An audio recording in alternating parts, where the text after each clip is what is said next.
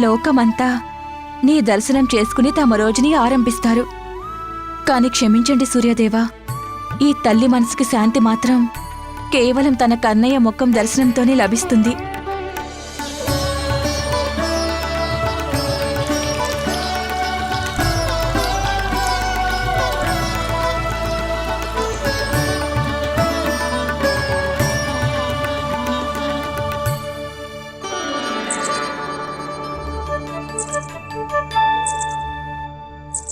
అమ్మా తులసమ్మ, ఈ తల్లి సందిగ్ధం నీకు తప్పకుండా అర్థమవుతుంది.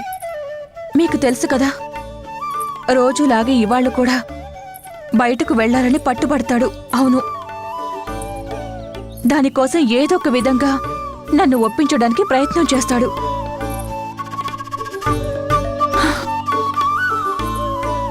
అందుకే నాకు ఆ శక్తినివ్వండి.